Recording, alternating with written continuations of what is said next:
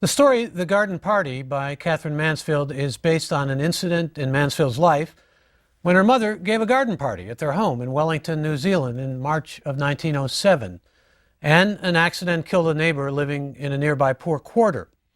In that sense, this is a story that shows how memory and recreating memory from the distance of time, along with imagination and structuring it all into a story, can be distilled into great fiction.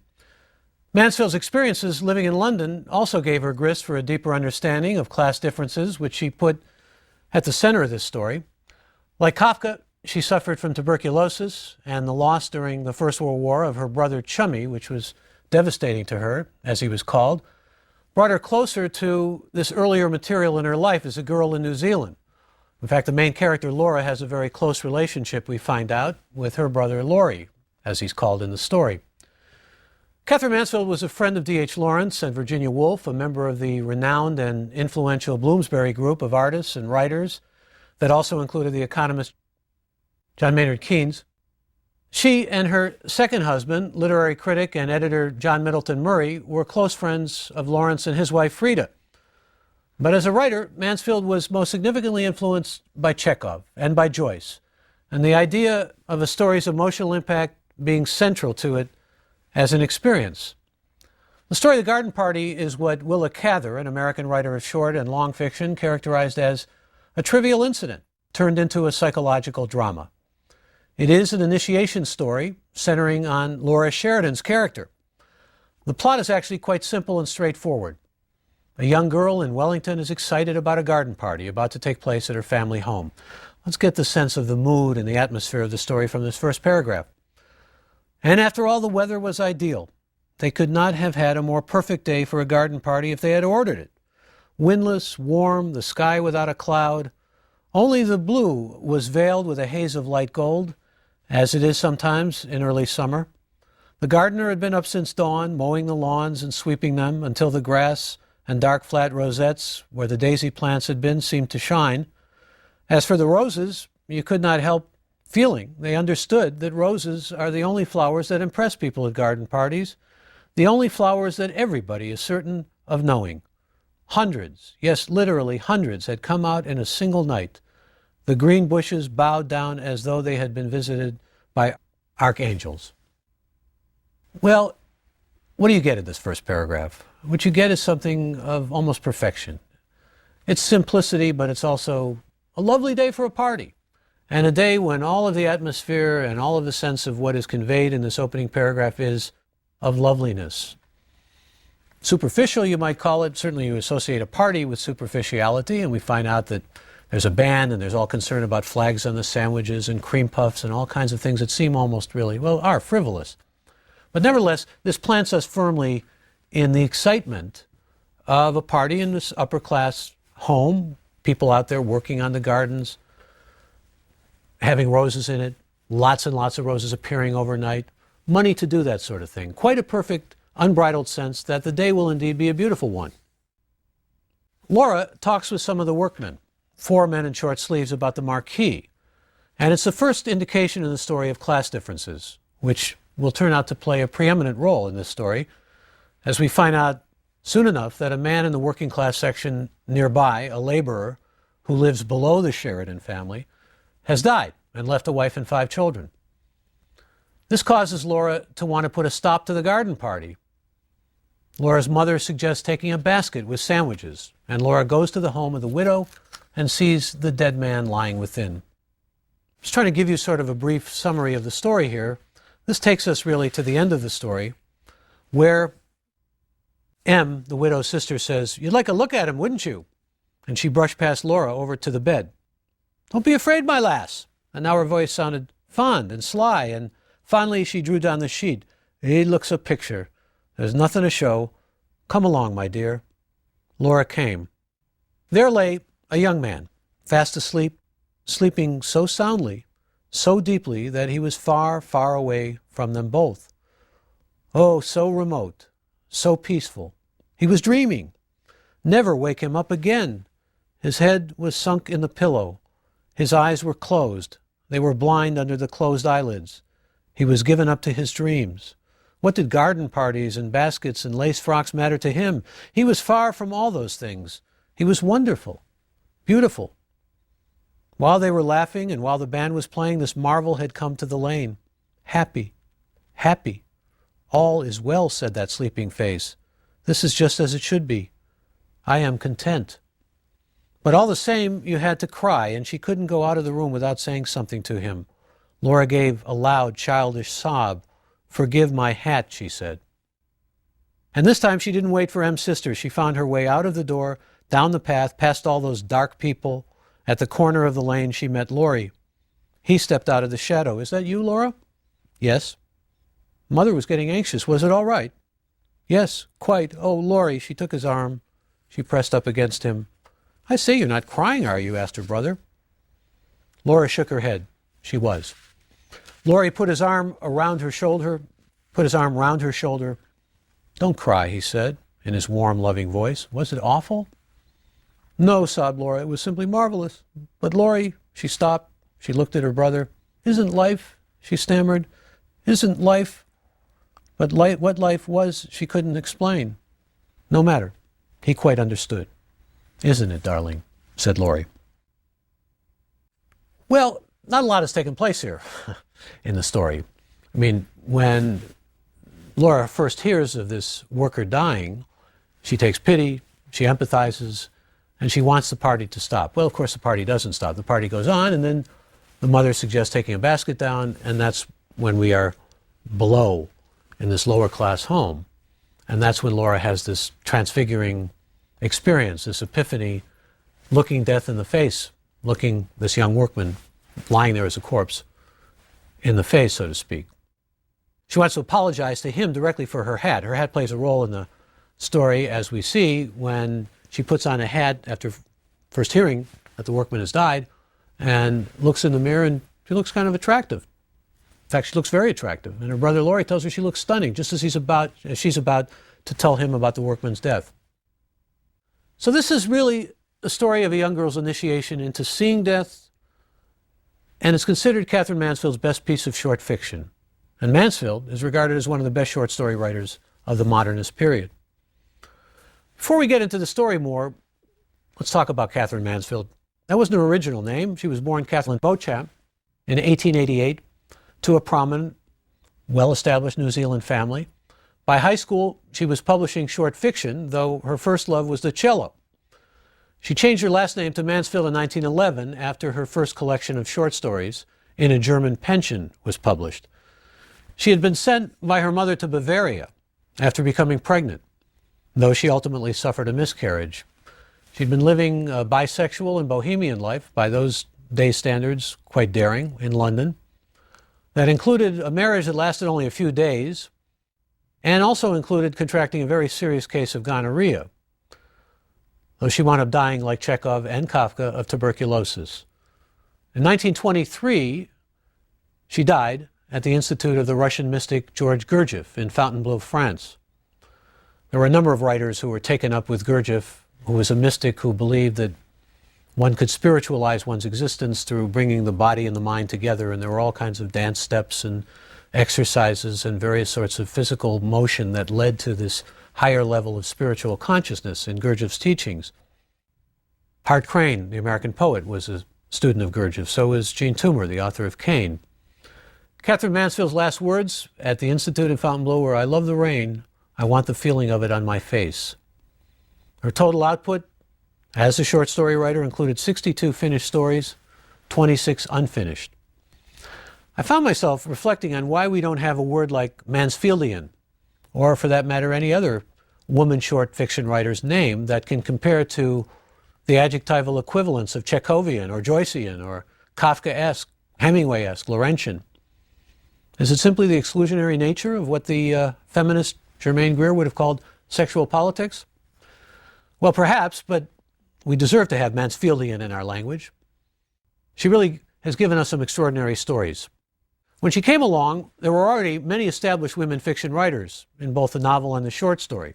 Virginia Woolf in England, of course, but Sarah Orne Jewett, Kate Chopin, Charlotte Perkins Gilman, and Ellen Glasgow in the United States, significant figures also in the evolution of short fiction. After emancipation and the vote, figures like Catherine Ann Porter and Edith Wharton emerged.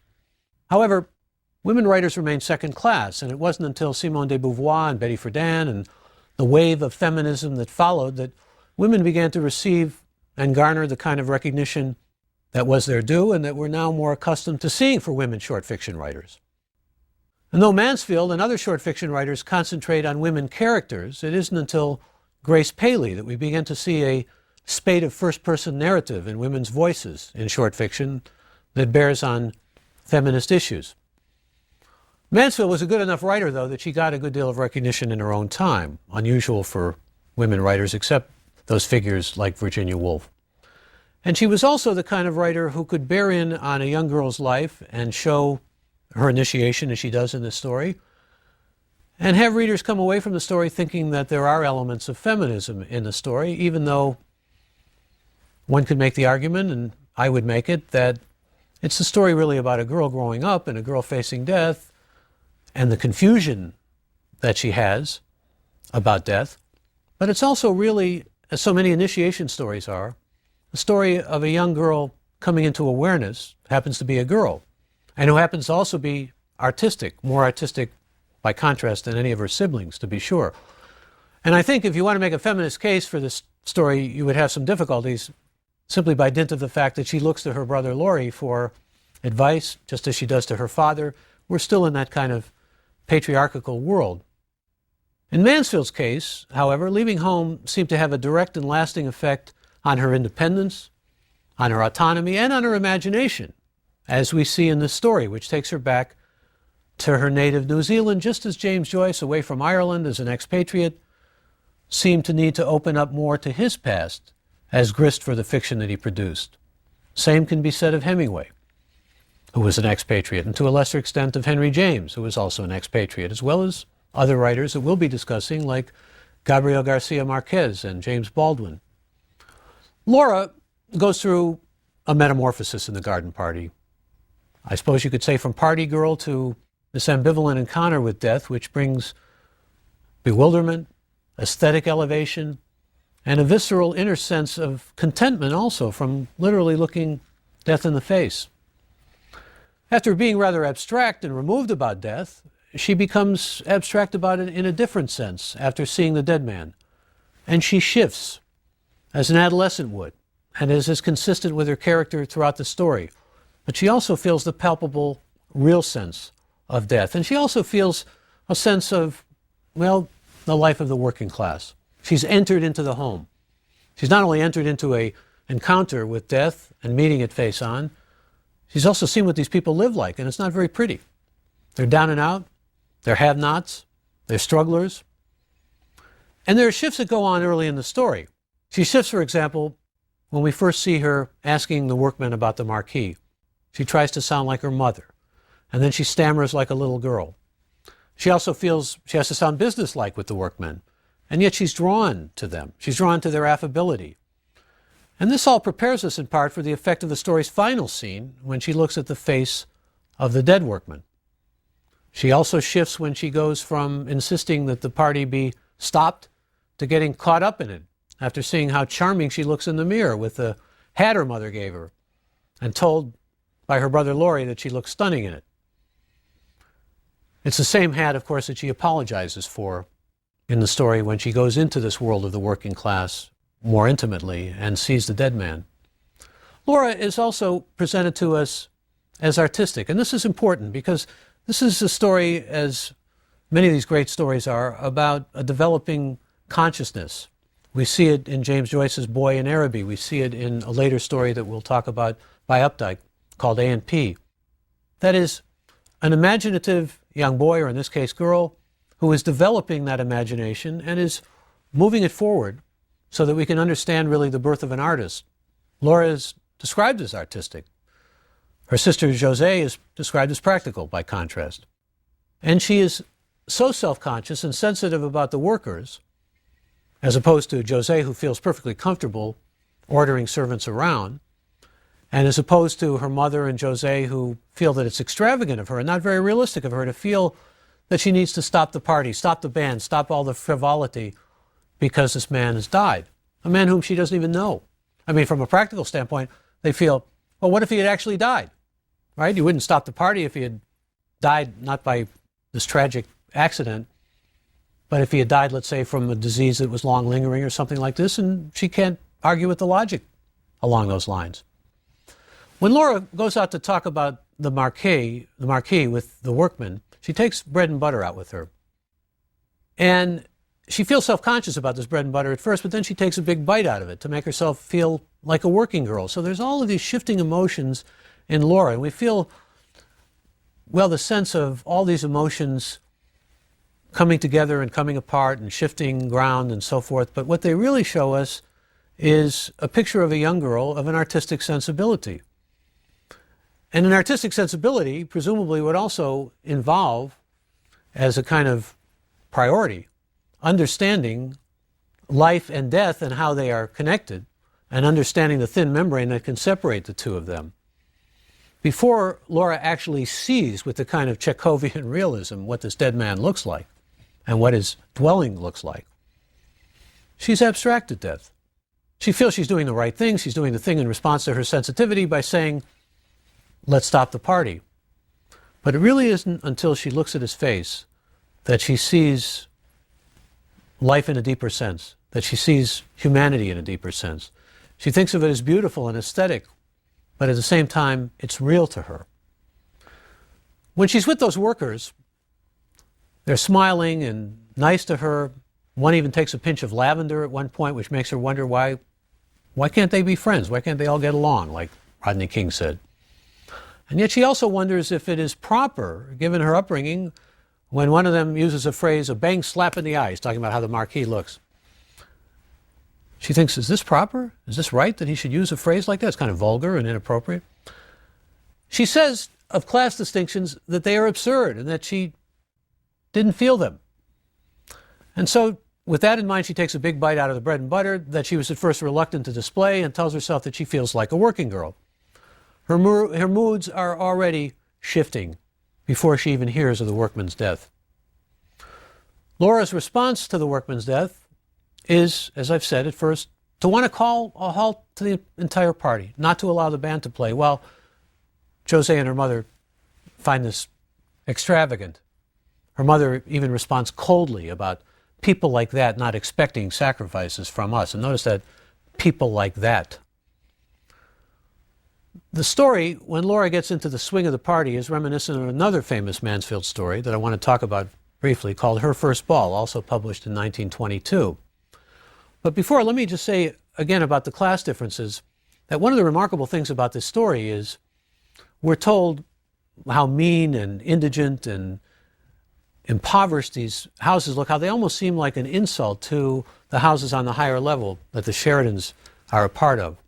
And it's almost as if the point of view takes on, well, a collective identity to it that would stand for the mother and Jose and these others who feel very differently than Laura, who has this kind of empathy for the workmen and would like to associate with them and be friends with them, but knows that her status in life, her perch in life, doesn't necessarily allow for that. What I'm getting at, though, with respect to these class differences is the fact that the point of view is always, to some extent, Laura's in the story, but we shift and we get into a point of view that sounds as if it could be that of the whole neighborhood that the Sheridans live in. And it's really quite adroit on the part of Mansfield to be able to move the way she does and give us an omniscient point of view that is still the point of view of all these people, or could be the point of view of all these people. Her First Ball is a story which is in the 15-story volume with the same title as the story The Garden Party. It's about a young 18-year-old ingenue named Josie who's very excited about going to her first ball. And then suddenly she becomes disillusioned when an older, fat man asks her to dance, and while they're dancing tells her about how her youth will fade, her body will turn old, mortality will creep up, and one day she's going to look like, well, very different than she looks now in the flesh of her youth. This upsets her terribly. And she thinks to herself, is it true? Could it all really be true? And then she's asked to dance by a young man, and she becomes caught up in the dance and forgets all about this brief, ephemeral feeling of disappointment and facing mortality and smiles radiantly at the fat man and doesn't even recognize him. The story highlights for us a lot of what's going on in the garden party. That is, there's the ephemeral moment when Laura feels, gee, we really should do something about this man. He died. He left these children and a widow. Where she feels empathy. But is it really empathy? She's quickly caught up in the spirit of the party, the way she looks in her hat, and she forgets about him. But then her mother takes the initiative. And Mansfield is telling us something about youth, about the ephemerality of even sensitive young women, and young women who are responsive to life and who are filled with a desire to be very involved in life. Laura is like that. And Laura is sympathetic for those reasons. But she's also, like many adolescents, flighty. And yet something takes place that's both beautiful and final and climactic after she sees the dead man. When Mansfield employs this point of view that I spoke of earlier about the cottages being impoverished, far too near, an eyesore, she says, in fact, they had no right to be in the neighborhood at all. That's the point of view of the people who live in the neighborhood and probably of the Sheridans themselves. Not probably, but certainly one could presume from what we know about them. The mother says some things that are, very revealing of a kind of class distinction that's rather harsh. But Laura doesn't feel that way. And this is an artistic sensibility as well as a sensibility that's tied more to empathy. She thinks, aren't these interesting, these workmen? Aren't they nice? But without being patronizing, because it's easy to slip over that line as well. There's something about her that's really desiring to extend herself to them.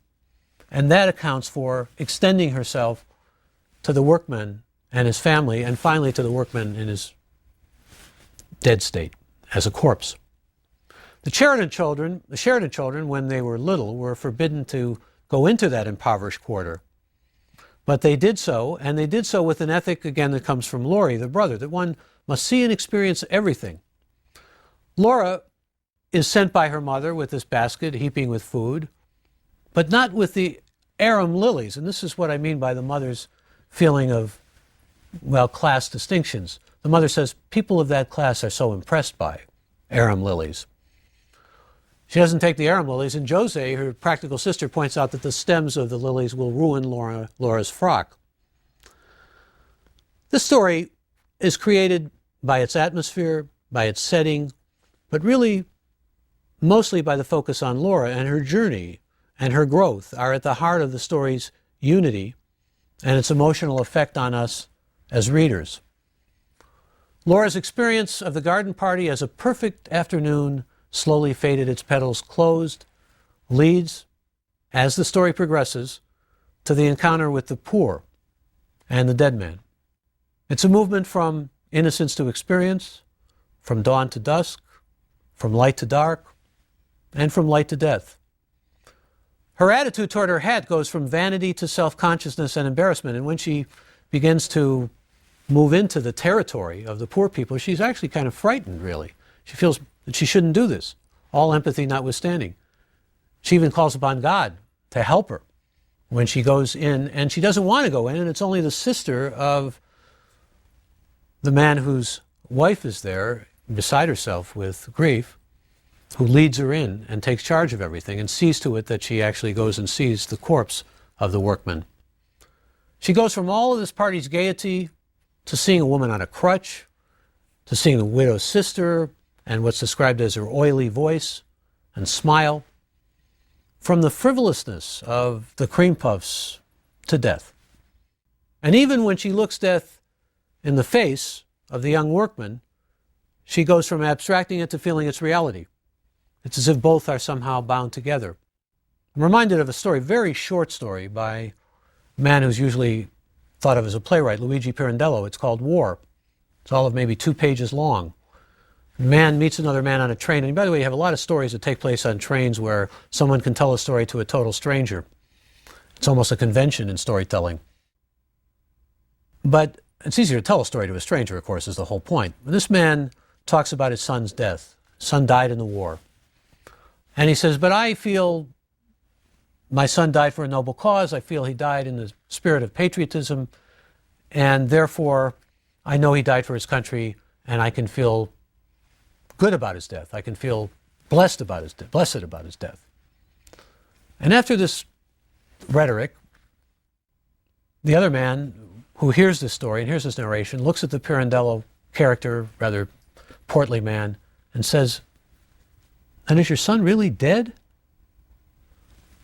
And all of a sudden it hits the man with full force. He's tried to dress it up as best he can. He's tried to think about death in entirely different ways, but he starts sobbing, and sobbing uncontrollably, because the reality of death hits him. And there's some of that in the garden party with Laura's response.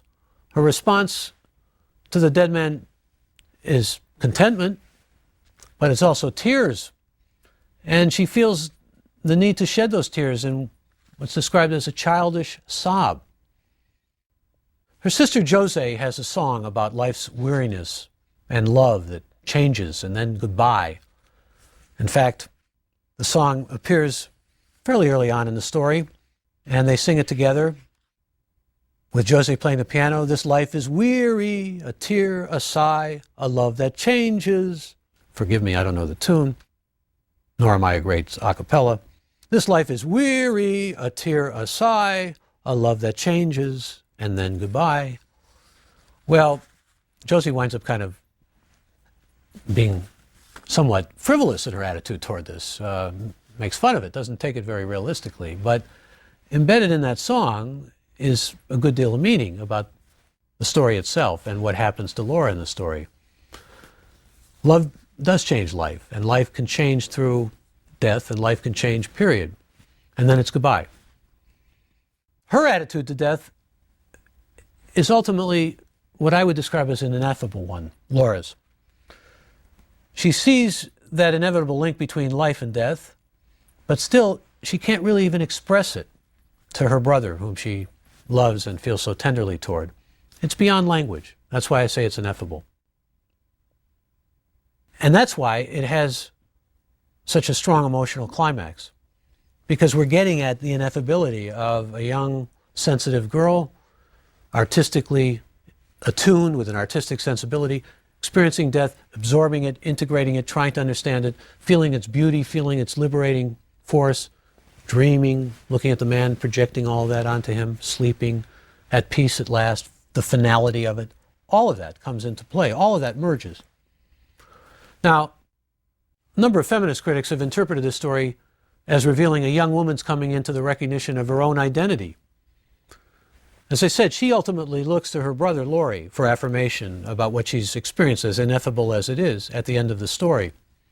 And she looks to Laurie for, well, some degree of either approval or disapproval of her feelings about stopping the party earlier on. But this is a story that really captures a young girl's thoughts and a young girl's sensibility. And that's important, because women writers, as I said, had not received their due, and Mansfield was receiving a good deal of recognition because of her art, because of the character, and because of the stature of her art. There's a critic named Warren Walker who wrote of Mansfield's near perfection as a short story writer. And Virginia Woolf, her fellow Bloomsbury member, said that Mansfield's writing was the only writing that she, Virginia Woolf, was jealous of.